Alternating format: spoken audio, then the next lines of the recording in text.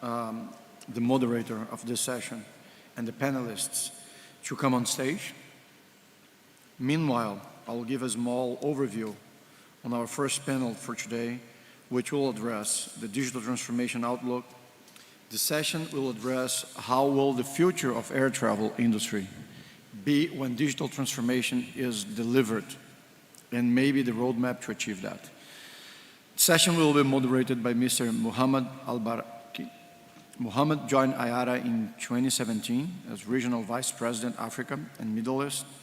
In March 2021, Muhammad was appointed Senior Vice President, Financial Settlement and Distribution Services. He is responsible for IATA's financial settlement products and services, most important part of IATA for the airlines, right?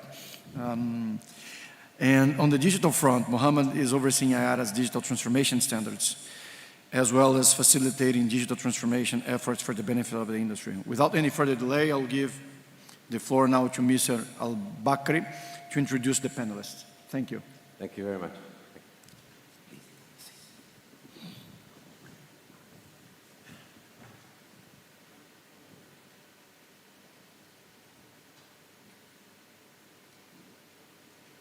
أصحاب السعادة، سيداتي والسادة، السيد الرئيس، صبحكم الله بالخير. اسمحوا لي أن أتحدث معكم باللغة الإنجليزية لو تكرمتم. Your Excellencies, ladies and gentlemen, it is my utmost pleasure, privilege and honor to come before you today to this ACO AGM 55th, thanks to the kind invitation of the esteemed ACO Secretary General, Mr. Abdul Wahab Tiffah. I have been asked to present IATA's roadmap to the airline retailing and customer centricity. But to better understand what we are aiming for, we need to be clear about where we came from and where we are today. So instead of a classic business speech, I will tell you a story that will be easy to relate to. Let's start and take a look at an example of Jasmine.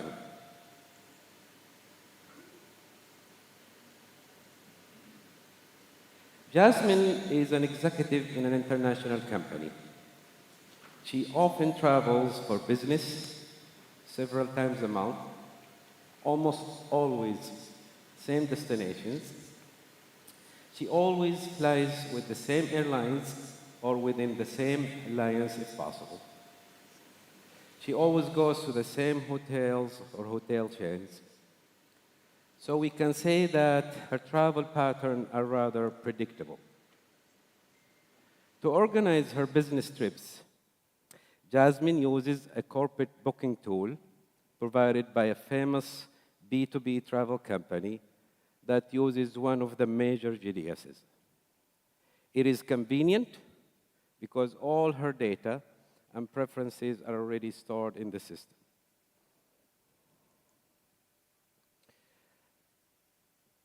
Today, Jasmine needs to book a trip from Geneva to Miami. There are no direct flights, so she has to book a specific combination of flights to get there. So what happens when Jasmine enters the travel requests into her company's booking tool? This is where it becomes interesting.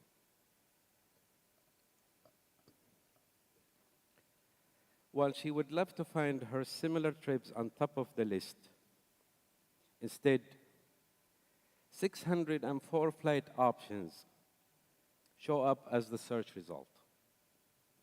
No hint, no fine-tuned results based on her preferences or profiles. It took her about 15 minutes to find and book the flight option most suitable to her.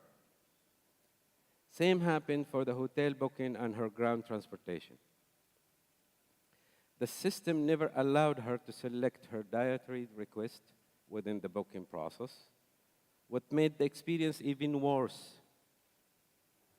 is that she had to complete some of travel requirements separately, such as booking her seats and meal preferences on the airline website, emailing the hotels about her dietary constraints, and using a taxi company app to book the transportation.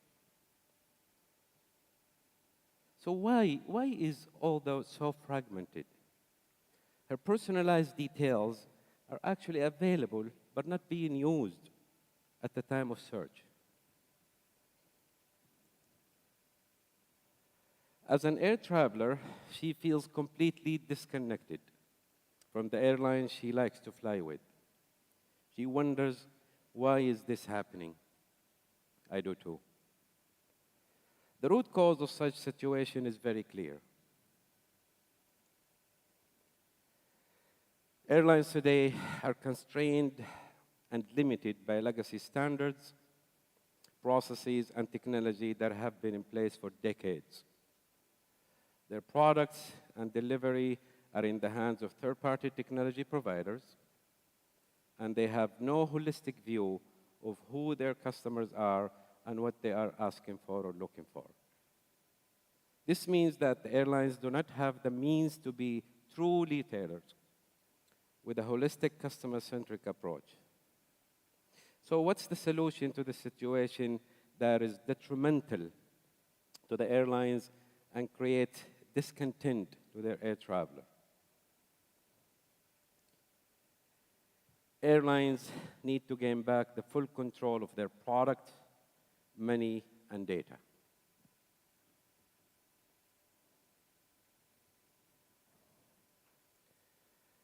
And we all know that a lot of attempts have been made to window dress legacy technology. However, our industry needs to take a giant leap forward, and while remaining important, technology is not the main and only driver. To illustrate this part of the story, I will draw a quick parallel with the telecom industry. Remember in 1991, the 2G was introduced and GSM phone came to the market. The revolutionary technology and standards enabling these devices did change the way we use phones. We moved from analog to digital. In addition to making calls, users could also send and receive text messages. This is similar to what the new distribution capability, better known as NDC, is providing, a jump from the e-ticketing world that comes with additional features via new standards. But if we want to implement the big leap that the industry and customers are waiting for, we need another revolution. We need to do like Steve Jobs did, move from cell phones to the smartphones. And for us, this means moving to a world of 100% offers and orders. Because as long as we are stuck with e-tickets, PNRs, EMDs, we will forever be stuck with the equivalent of a GSM-like industry.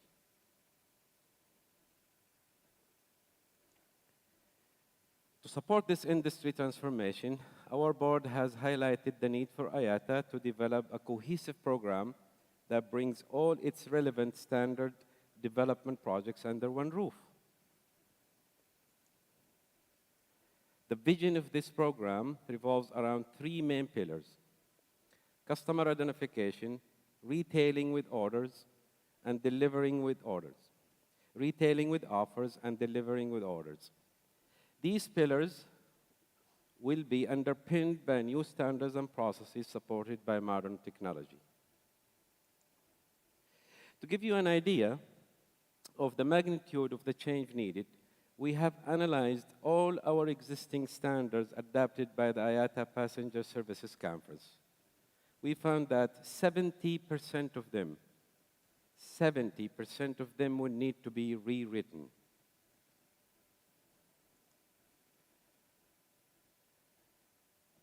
I see many of different value chain players present in this room today.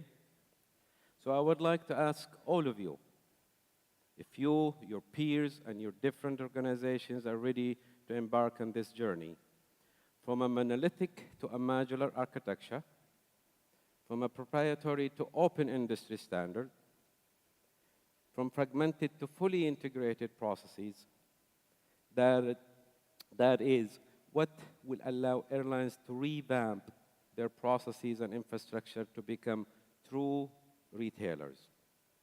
This is what will facilitate a seamless exchange of offers and orders data between all value chains, thereby reducing time, efforts, and cost. This is what will allow you to deliver a seamless service. This is our roadmap, our plan to reinforce the industry by enabling the regain of control and value creation to airlines and bettering the customer experience. And again, it will be done through the development and implementation of new industry standards, processes, and technologies. And by the way, one last thought.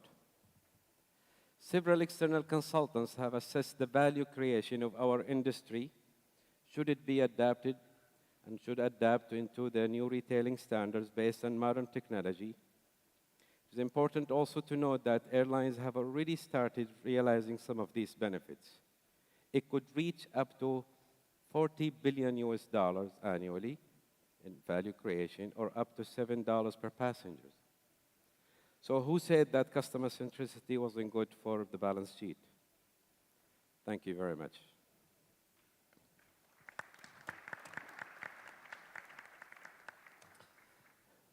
Your Excellencies, ladies and gentlemen, I'd like to introduce now Ira Ariella Key, the Group Chief Executive Officer of Zamna Technologies.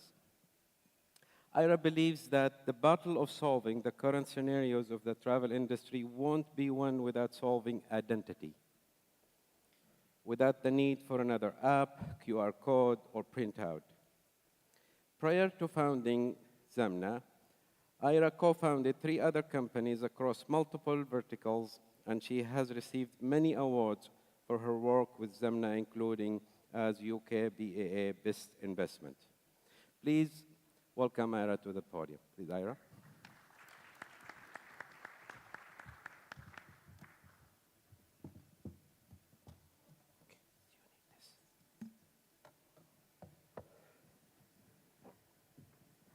Hello, can you hear me? I will use this. Good morning. Assalamu alaikum. أنا كثير مبسوطة بكوني هنا معكم ولكن هتبي بالإنجليزي. I hope this was correct. I want to just invite you for 1 second to look around you. Look to your right. Look to the person on your left. Hopefully you're amongst friends and you know each other. You know each other's identity. And this is how it should feel when a passenger comes to your airline. You should know them because probably they have flown with you before. And you should want to know them to sell them better. So a moment about me. My name is Ira, and I'm CEO at Zamna Technologies. I am a failed Oxford academic, according to my parents. One of my parents is still teaching at Oxford. He says he's the oldest professor at 84. There is one person who is 85. We do not tell my father. But here I am today to present to you a technology that is not in the books. It's not in academia. It is real, and it's here for us and for the future. So why do we want to talk about digital identity at all?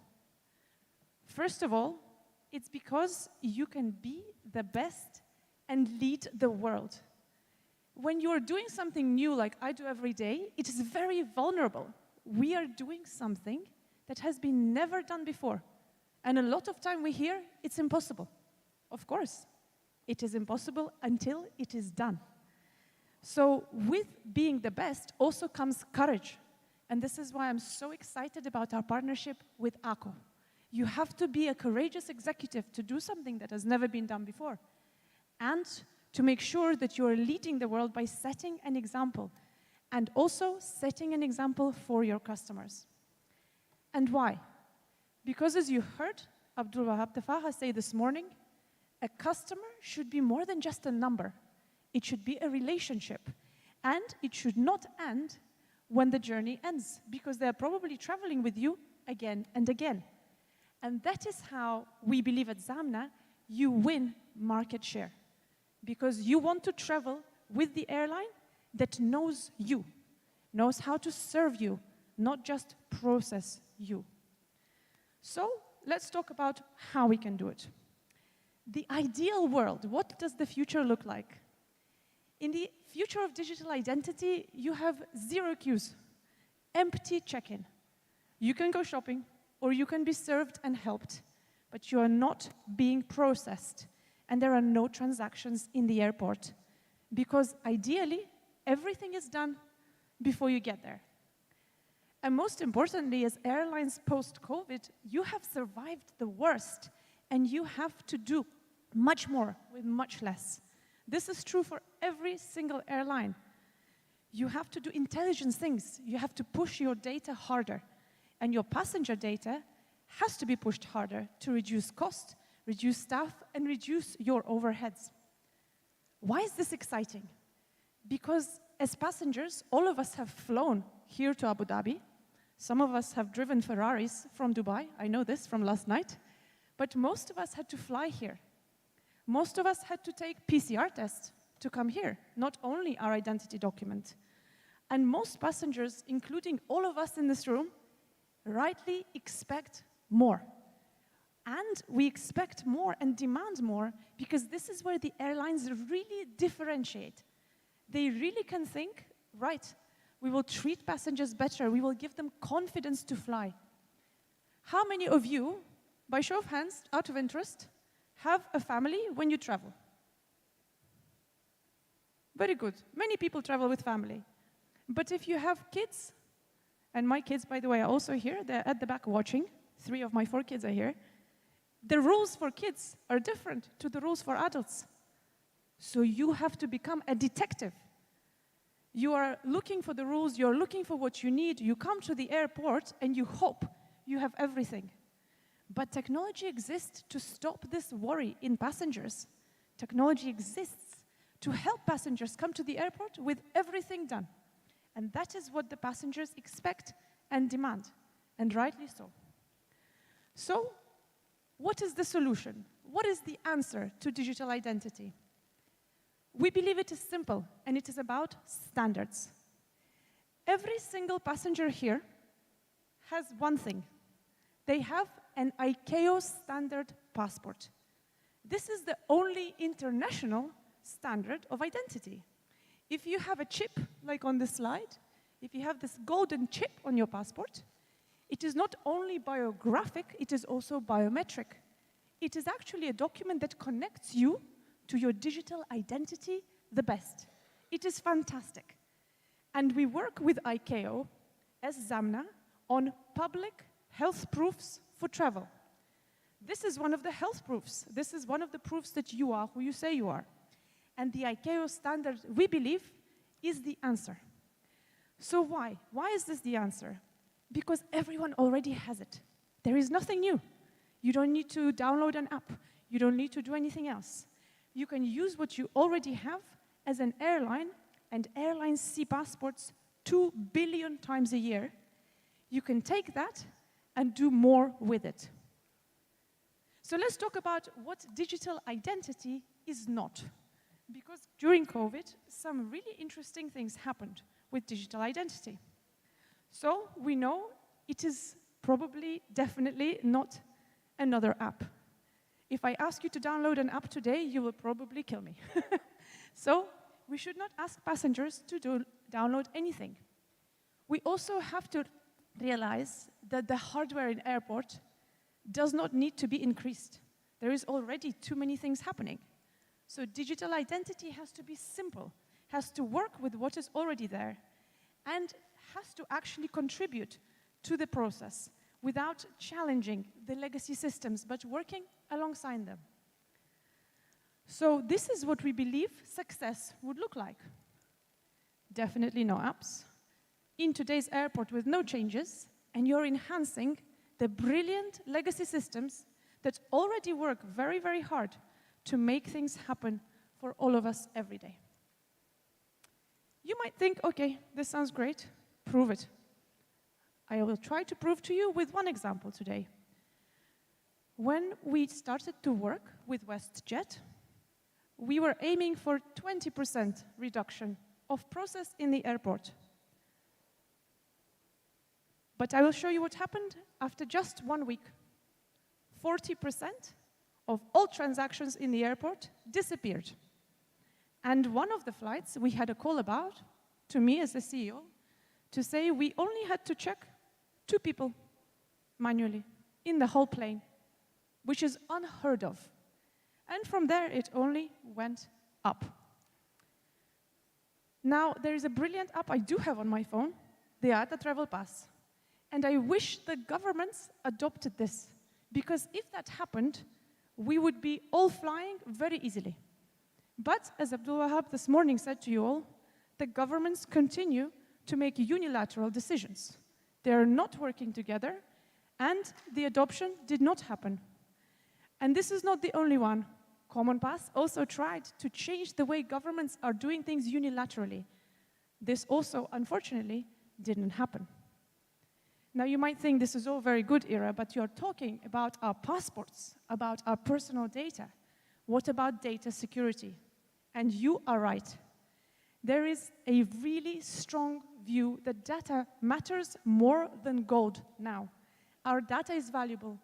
And this is why we're leading in GDPR in our country, in England, working directly with our government to advise on data security. We use blockchain and we decentralize everything because it's the best tool for the job. If there is a better tool, I will use it tomorrow. But for now, decentralizing data is how we answer this question. We all know very well that airlines are big targets for data attacks. And this is why we do not touch your airline data. The only ones who keep the passenger data is yourself, the airline. We simply provide digital intelligence, and I can tell you more outside after this presentation if you'd like to. I believe that successful digital identity should not be visible at all. It should be like air, like a breeze in the wind. You feel it, it's refreshing, it makes it easy, but there is no new process, no friction, nothing for you to do. It is just there, and you breathe easier. So with that, what does the future look like? Well, hopefully, as you heard this morning from Abdul Wahab Tafaha, the governments can take advice and start to think more digitally. In this room already, I have met some government representatives whose governments are much more digital than anything else in some other countries. And this is brilliant, because you can work between the government and the airline to really make this possible. And then the sky is the limit, pun intended. You can take this data from the government to the airline, to your hotels, to your car rental, because your identity and your client's identity is the same. And if you can continue this process, build that relationship, use technology, not processing manual checks, but to recognize your passenger and your customer, you can unlock huge value. I can check in with my government ID, I can fly on an airline, I can use the same process to check in without seeing anyone to my hotel. Why not? We believe this will be the future. So the most essential advice that no one will see will be invisible technology that does not change anything for the passenger, changes nothing for the airline staff, but the technology sits at a system level and creates digital intelligence there that anyone can enjoy and use. That is how it should be. Thank you very much. Shukran.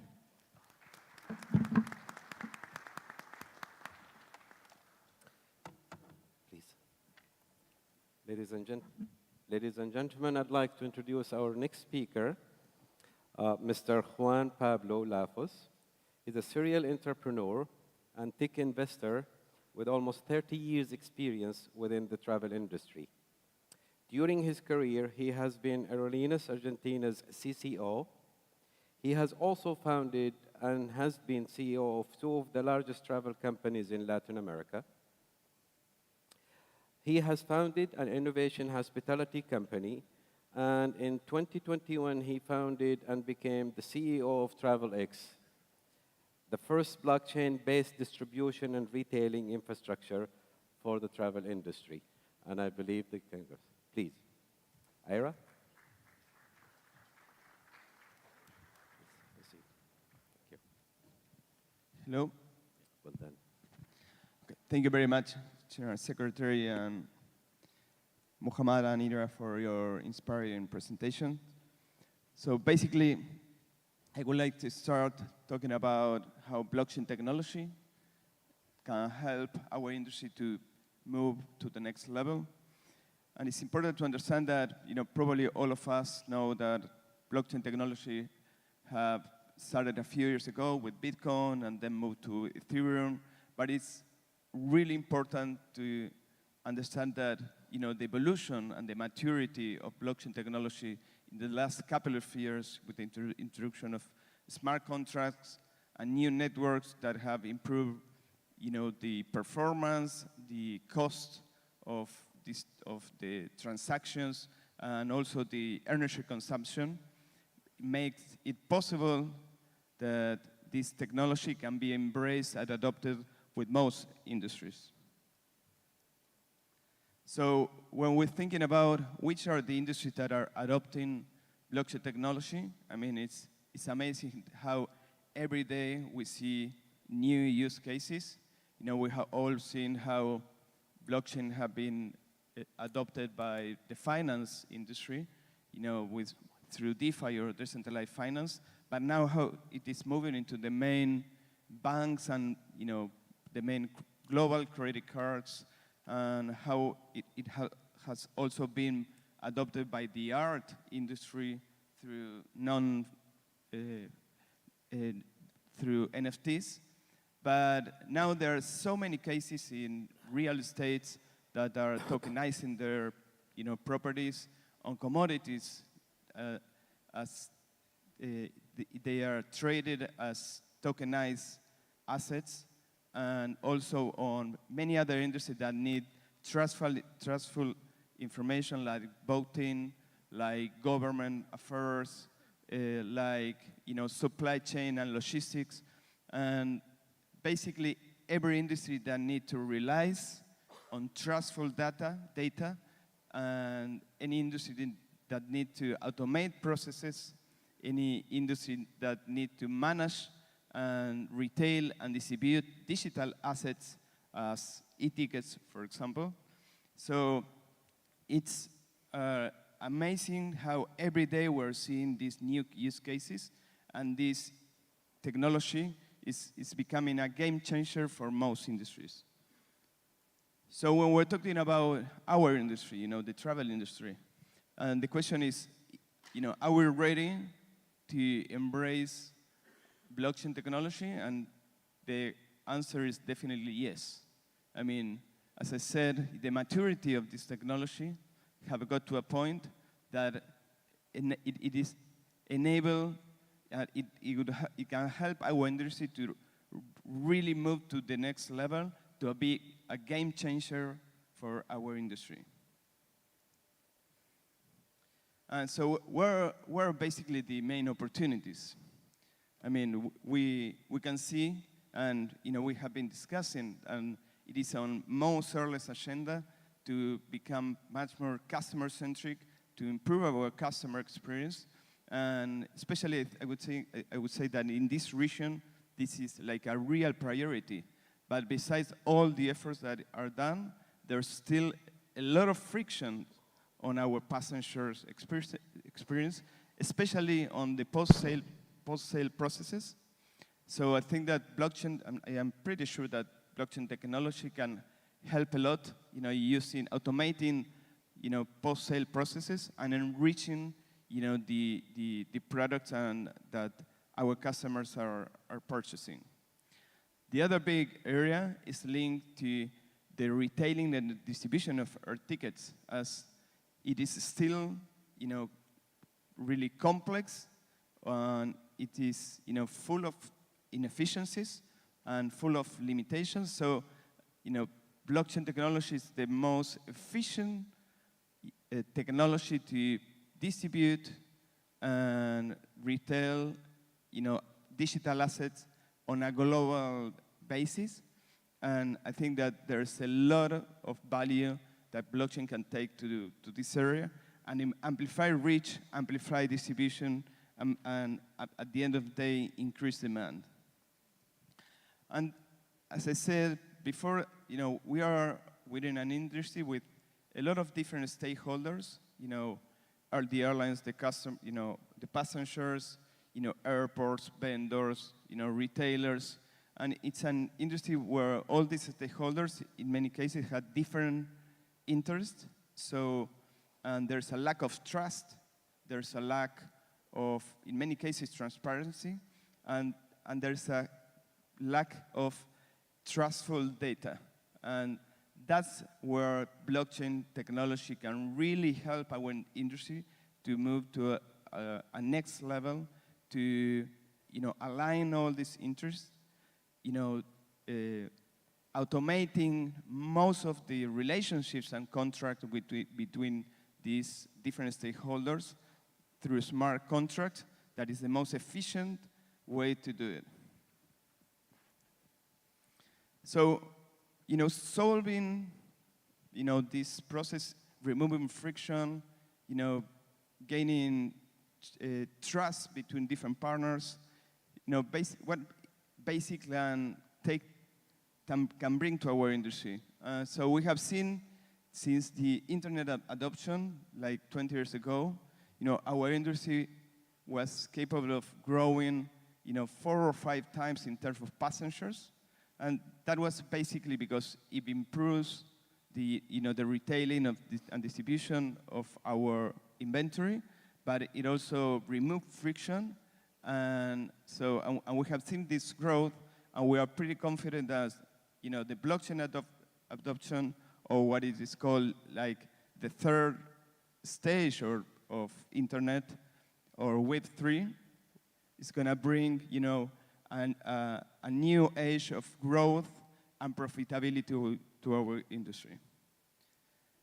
If we keep on thinking about, the evolution of the internet into Web 1, Web 2, and now Web 3, we have seen how internet adoption have helped the industry to move from, paper tickets into e-tickets.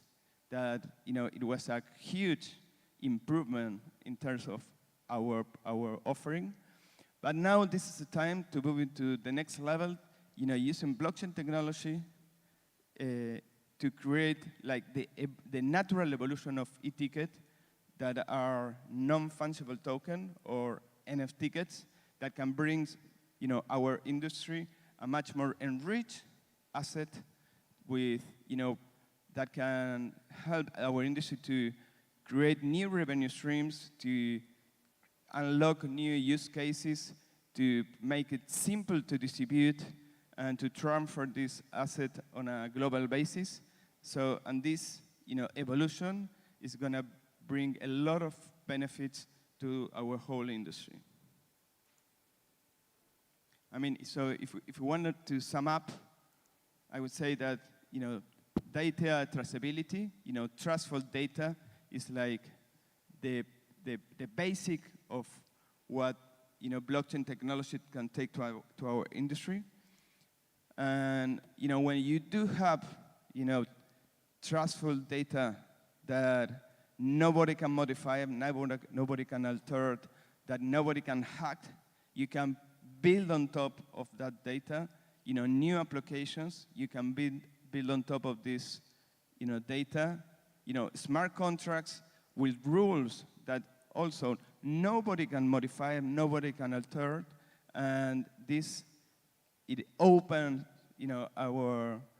our industry to many use cases that can improve, our efficiency and our profitability and our customer experience. As Irhab has said, I mean, there are endless opportunity to use, the identity and improve the whole chain and the whole passenger experience along our companies. And this basically will end up, providing our customer a much better experience that they can be getting a better product, and basically we can be automating all post-sales processes that are a hassle to most of our customers, as Ira said, are expecting more, that do need more. There are also a lot of use cases, when all your data is registered and it is trustful on safety and security as well. There are many use cases on maintenance and operations can help to make it much more efficient and at the same time reduce operational costs. And as I also have said, it can take our distribution to absolutely next level, taking, increasing our reach, increasing and unlocking new use cases, and at the end of the day, improving our profits. So thank you very much.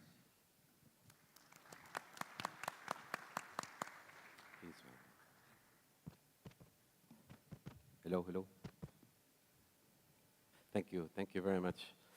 Well, Ira and Pablo, thank you all for your presentations. We have about 32 minutes to really bring these points to the audience and further simplify it. When we talk about a digital transformation, it's the most abused terms in the world. However, we picked digital identity and blockchain for distribution. And we really need to make a case in the next 32 minutes. We will never be able to get a setting like this where all the decision makers, the movers and shakers of all the aviation industry in the MENA region in one place. So let's try to make the best out of it. Let me start with you, please. Blockchain, very interesting technologies. A lot of misunderstanding about it, a lot of talk about it, but not too much in terms of practical implementations, specifically in our industry, unfortunately. So why do you think the air travel industry should adopt blockchain technology? Okay, thank you. I mean, as I said, there's a lot of misunderstanding about blockchain technology. They're so linked to cryptocurrencies. But basically, there's so many other use cases. And I think that what blockchain technology, can bring and is bringing to the travel and aviation industry is basically, trust. It's trustful data that can help, most airlines areas. It can, as I said, on top of trustful data that nobody can modify, nobody can help, you can build a lot of applications all along, the different aviation areas, airlines areas, and it can bring proof of authenticity, it can bring scalability, it can bring, at the end of the day, a much better customer experience to reduce operational costs and increase, the revenues through incremental and new revenue streams. Ira, what do you think? I have a question for the audience about blockchain. How old is blockchain technology? Just shout. 1 year, 5 years, more? 20? Someone say 20? Older. Blockchain technology is actually 30 plus years old. It has been lying in academia on a shelf because as a technology, it was useless until we started doing something interesting with it. The first interesting thing with blockchain was Bitcoin, which is why everyone thinks of cryptocurrencies. Today, Zamna, for example, we use blockchain technology in our tech because it's a useful tool to keep good data records on time, before, after, and to see the changes. If some other tool comes, we will use that. But technology itself is super old, and it was useless until very recently. So if you're thinking of using blockchain, think, where does it really add value to you in your business? Does it really make sense to use blockchain? Because the tech is not the answer, it's how we use it. Ira, thank you very much for that. But let me switch back to digital. Yes, please. All right. I'm sorry to Yeah, interject. If blockchain is a technology that was, almost forever there, and now is being used almost with regards to the travel industry, you are using it in digital identity. TravelX is using it in terms of changing the way tickets are. Let me think of a future and tell me if this may be right or wrong. The process of traveling begins with a question, then goes into an offer, then goes into an order, then through to another offer and order. So, correct me if I'm wrong. Blockchain would actually make me as a passenger be able to number one, pose the question, and I get the answers which are specifically sent to me based on my wants, my aspirations, and so on. It doesn't really have to come from one source. It can come from a million sources, but they are stacked based upon what I want, what my wants are. Then once I decide, the offers, are there. I decide, I order in your vision, and then I continue my order in a total marketplace where everything I want is there. So my question is, does that mean that there will be, in a blockchain environment, no central reservation systems, no GDSs, no tickets, no check-in counters, bags which are where once you put, I have 2 bags, download it to the bag with an RFID, and then presto, you go to the airport, you drop your bag. Almost even thinking of no immigration because your biometrics are there, and through only probably security, where even at security, they can tell you, go left because you need to be screened, or go right where you can go. Is that the future which blockchain can bring? In an ideal world, that is exactly it. But with one caveat, the existing systems are so important that I see the existing legacy technologies, but also the existing suppliers evolving to provide this service using decentralization and blockchain. I don't see a great big revolution to rip and replace. I see an evolution hand in hand between the current providers, the newer providers, we are not new now, we are almost a decade old, and I see one winner, the passenger.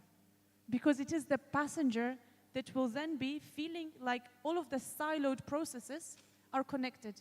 And if I leave you with one thought, this is the one thought I want to leave you with.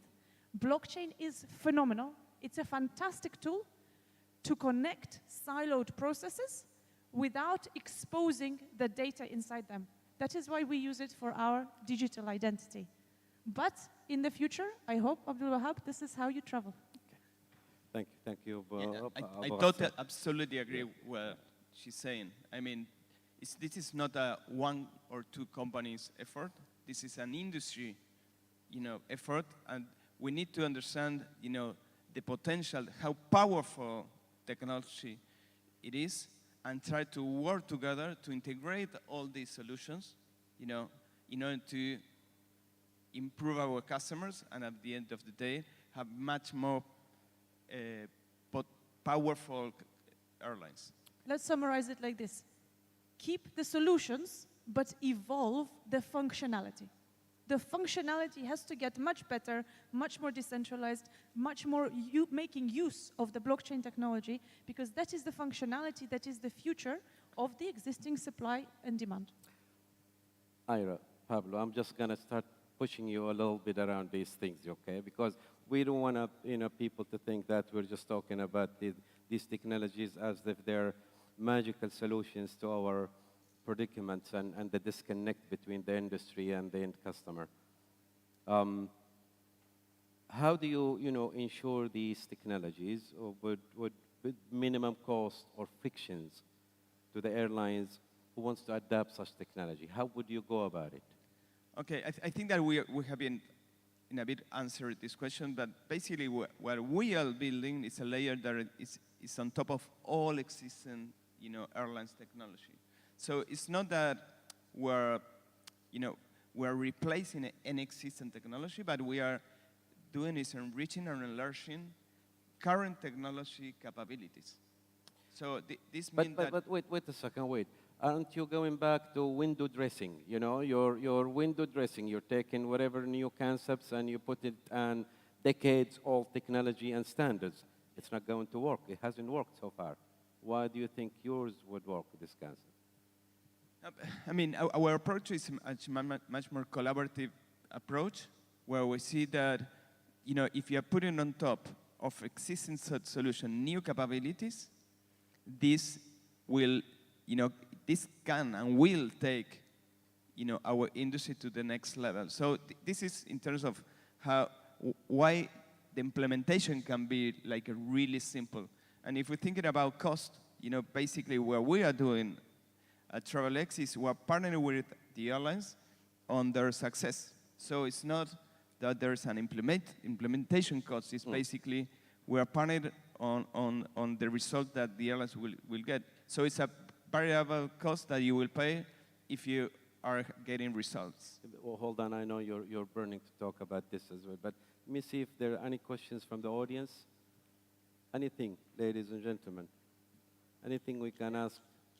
Oh, sorry. Oh, yeah, over there, please. Hello, this is Gaith from Fly Dubai. Hello, can you hear me? Yes. Yeah, Gaith from Fly Dubai. Going back to your example, when you started this presentation, and you told us about the nice-looking lady, Jasmine. Yes.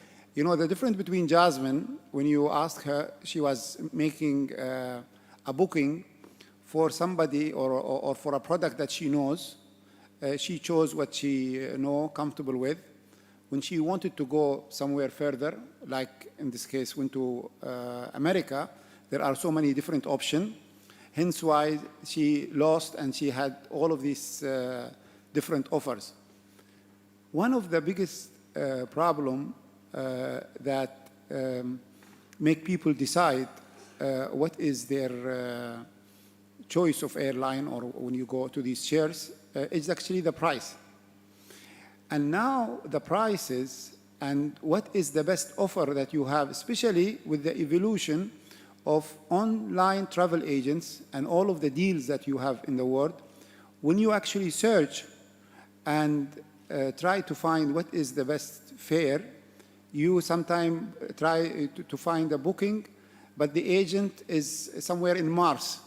And I don't mean a system Mars, in the other planet. And so in order for you to create this chain, or in order for you to create the identity, how are you going to get rid of the tariff system that is part of our history, heritage? And I think it's a problem, because how do you know that, because the system can compete a price for you just because somebody has a different fare somewhere else, or because the inflation changes in the currency. If I buy a fare from Lebanon, for example, I'm sure in Lebanese currency, it will be the lowest. Sorry to choose that, but just for an example. So how are you going to overcome the digital, this way, the tariff challenges? That's my question. Allow me to get close to you so I can look you in the face when I answer you, please. No, excellent questions. I'll take you back to my presentation, the slides that showed that 70% of the existing standards that have existed for this industry for decades need to be rewritten. One of them is fair filing. Yeah, all right. But the technology will not work on its own. it will have a world-accepted international standard that will link everybody together. But Otherwise, the technology will not work. this is a bigger problem than the problem you presented with the government having to trust.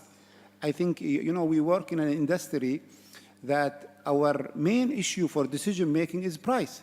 And if the price and tariff are accounted for by these different complications, this is always going to be a big problem, in my opinion. It's true. It's true. I think we have a lot of difficulties and a lot of challenges, but we have a lot of opportunities. If I may, Mr. Chairman, Mr. Tafaha, I'll just say a few sentences to this because I know Sayyid Ghaith and I really need to address his concern. Our vision of the 100% offers and orders are built on a standard where there is no fair filing, it's dynamic pricing, dynamic offer making based on the digital identity and the preferences and the profiles of the customer. And that's where the digital identity and the preferences and the profile of the customer is very critical. And that's why we're saying airlines have to regain control of its products, data, and money. And that data includes actually, the customer data. So if you know your customer... So you will cancel all the tariff books and then there'll be no IATA fares, so everything will be all new fares, yeah? I think Mr. Tafaha showed in his opening speech the vision of the new reference architecture, where really, the entire infrastructure that the airline industry has been using for decades will have to evolve to, and it will take years to do so. But in order to go through that evolution, the entire set of the underpinned standards will have to be rewritten, including, again, in a world where there is no fair filing, no e-tickets, no PNRs, no ENDs. That's the world of offers and orders, and this is where the traffic conferences, the standard sit-in traffic conferences are now busy working, trying to rewrite those standards. Excellent. But I will have to, to really, take this offline with you and address it a little bit more. Thank you very much. Excellent question. Let me go back to my panelists. Now, what are some of the use cases for the digital identity? How will the air travel customer, benefits from digital ID?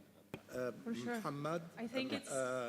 sorry, Ira, again to interrupt, because what Ghais is saying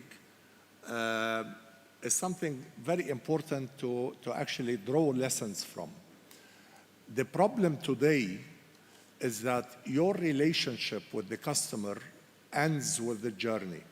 You have your loyalty programs, but your loyalty actually tells you a little bit about the customer, about the history, but not the behavior of the customer in totality.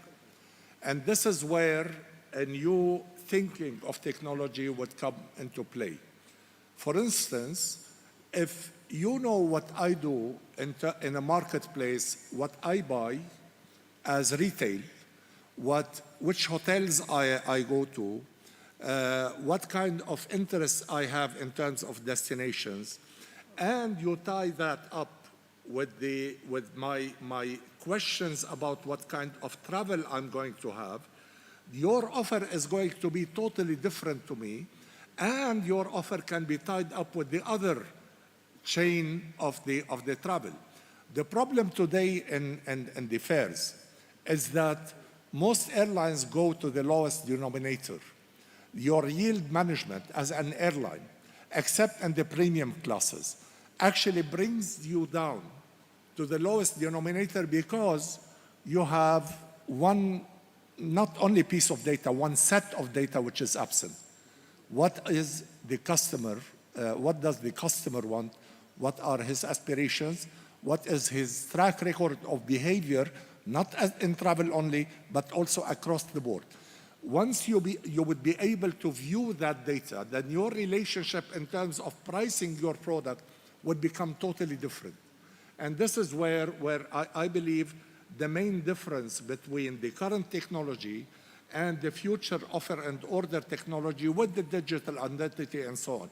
It's going to be a dynamic relationship rather than a one-off relationship, which is the current situation today. I couldn't have said it better. Thank you, Ghassan. Can I add to this? Because what you've just described, what you heard Abdul Wahab say, it's like a reputational score for your data, for your passenger data. You build up a reputation. This is your likes, your dislikes. But all of this is one, highly sensitive, which we have to deal with in Zamna. And two, this data has to belong to you, the airline. It does not belong to a marketing company. It does not belong to even the passenger, because only you, the airline, are making decisions on this data, making an offer based on this data. And to answer the gentleman's question about how we compete, two things. One, you compete by creating love with your brand. Not only cost, but two, if you reduce your cost, you can offer better costs. So it's a win-win. But the brand empowerment today, you're right, does not happen. You go to third parties, not because you don't love the brand of Fly Dubai, but because you're trying to shop for deals. Because there is no relationship to you as an individual, which we can solve with digital identity.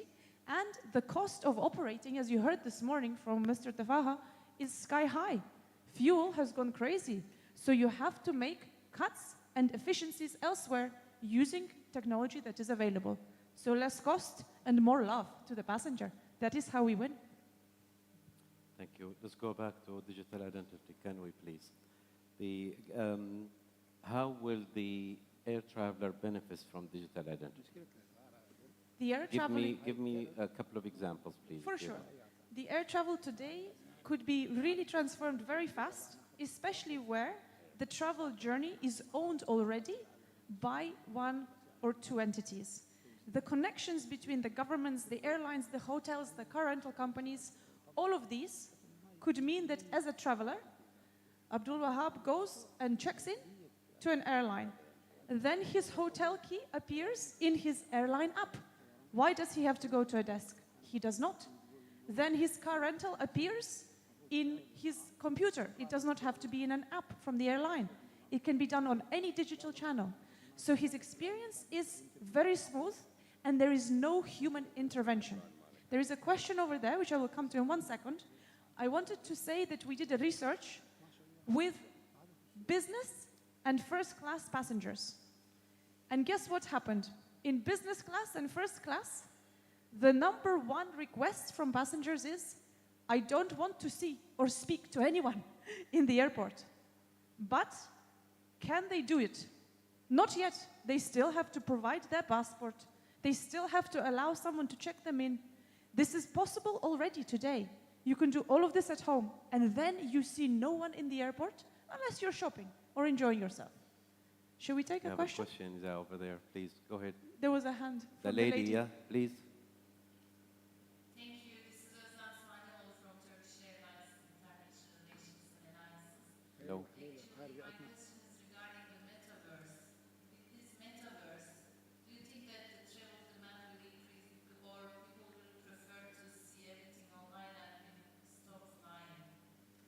What do you think about this? The phrase in English in one way is emperor's new clothes. It is the biggest failure from Meta, from Facebook ever. I think the idea is great, but as you heard this morning from Abdul Wahab, there is a reason that there is no substitute for this industry and connecting people in person. We have another question over there. Yes, please. Go ahead.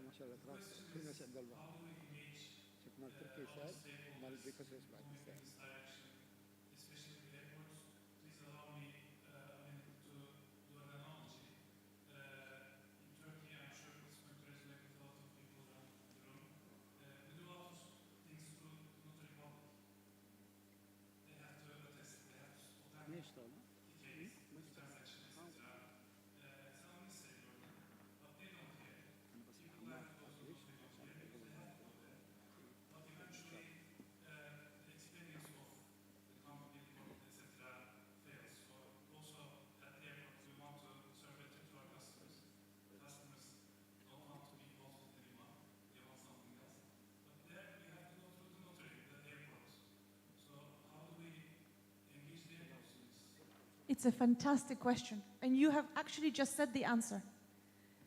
The change that we are discussing is don't take your passport or your visa or your COVID or the PCR test you did to come here.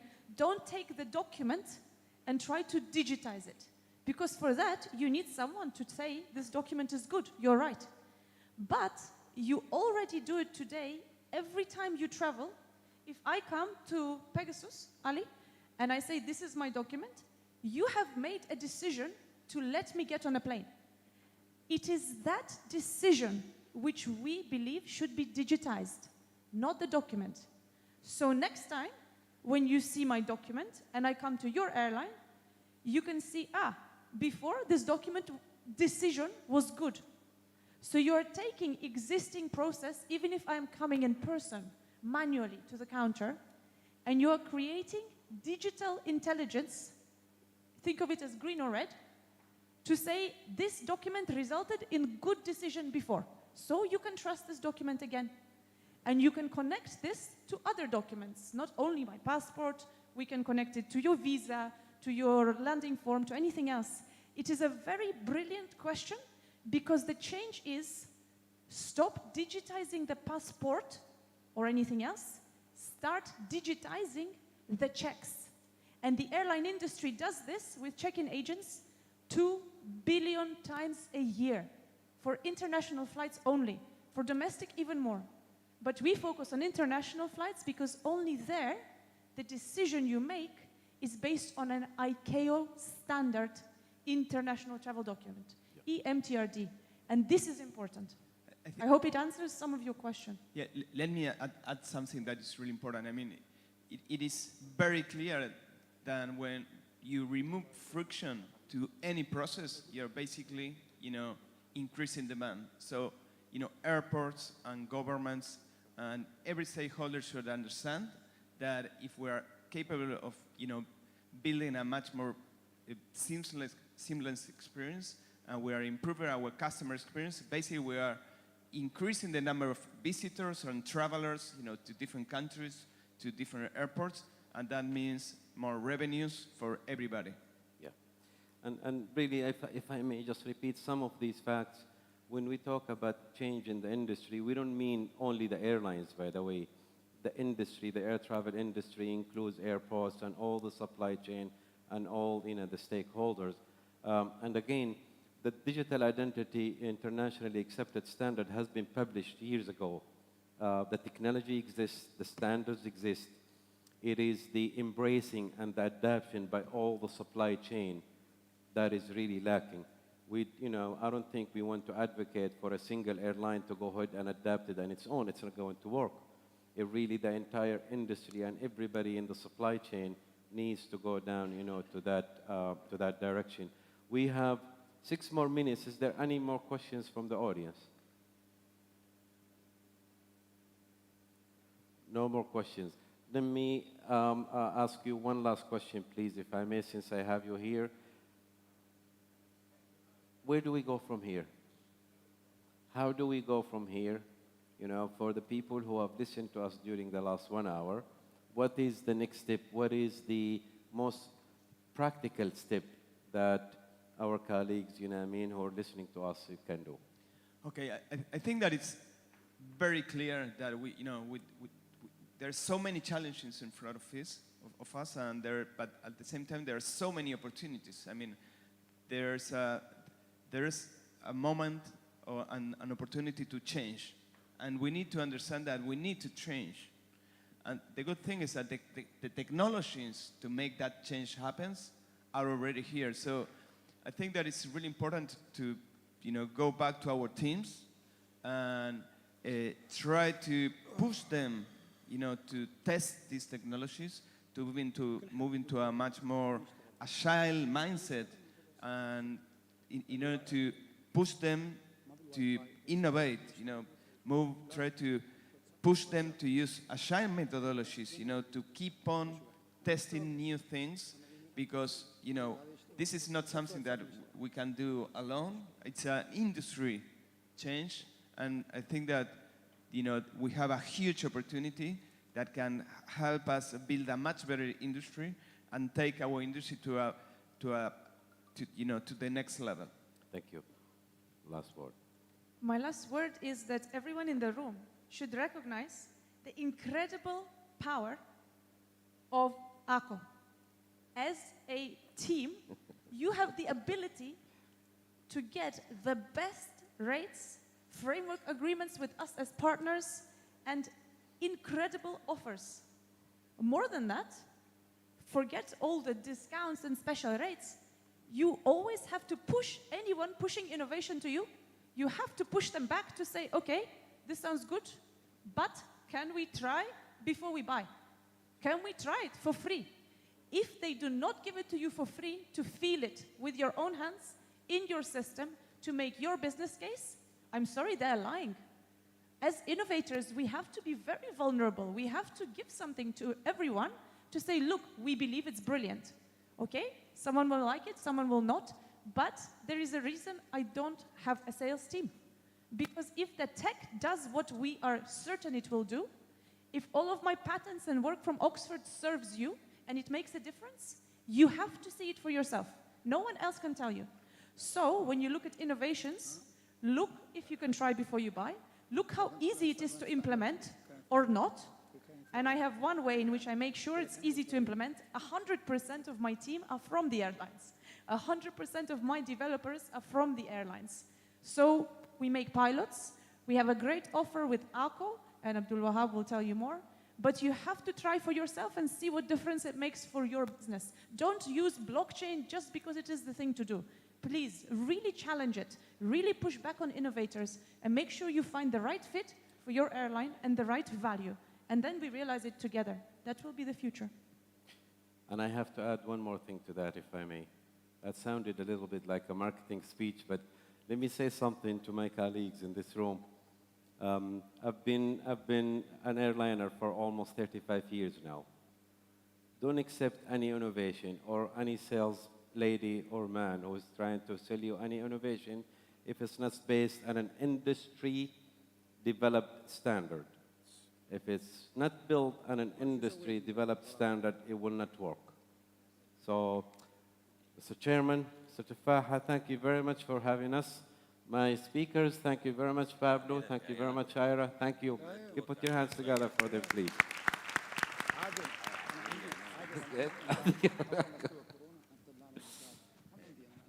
Your laptop. Okay. Thank you very much. Thank you. Nice to meet you.